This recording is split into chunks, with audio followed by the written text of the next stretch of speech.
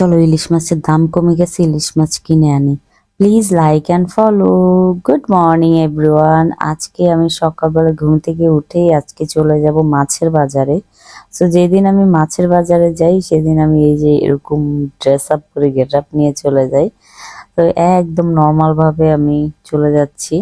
এখানে যাওয়ার পরে কচু ক্ষেতে এখানে সব পিচ্চিরা এসে দাঁড়িয়ে থাকে এরকম টুকরি নিয়ে, তো ওদের মাথায় করে বাজার করার জন্য। তো এখানে আমি হলো হলুদ মরিচ এগুলো হলো সবসময় ভাঙিয়ে আনি।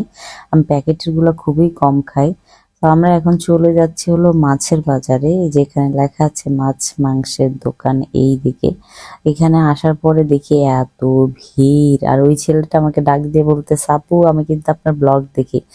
এখানে সবাই বলতেছিল যে ইলিশ মাছের দাম কমেছে। সো আমি একটা ইনফরমেশন দিই আপনাদেরকে, একদমই ইলিশ মাছের দাম কমে নাই। এটা একদম ভুল নিউজ।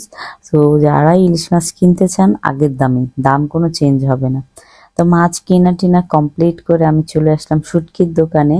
কারণ আমার বাসায় যে আমার হেল্পিং হ্যান্ড থাকে ওনারা অনেক শুটকি পছন্দ করে, যেহেতু ওনারা তিনজন না দুইজন সিলেটি।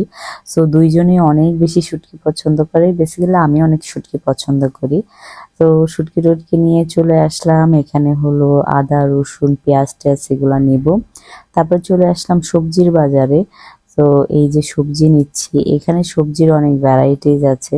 তো অনেক আইটেমের সবজি নিলাম। তারপর নিলাম আম। এই আমটাই আঙ্কেল বলছে যে খুব ভালো হবে, কিন্তু বাসায় এসে দেখছি খুবই পচা হয়েছে। সো বি কেয়ারফুল থাকতে হবে।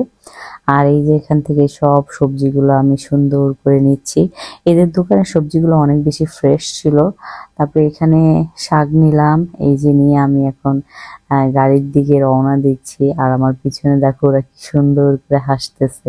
ওদের হাসিটা দেখে মনটা ভরে গেল। আর ওর মুখ দেখা যাচ্ছে না, ওর পুরো দাঁতটাই দেখা যাচ্ছে। ওর হাসি দেখে আমার অনেক হাসি আসতেছে। আমি বলতেছি, এই তোর তো পুরো মুখ দেখা যায় না, পুরো দাঁত দেখা যাচ্ছে। তারপরে হলো আমরা চলে আসলাম গাড়িতে। তো গাড়ির পিছনে হলো এই দেখো পুরা বাজারের ঢল।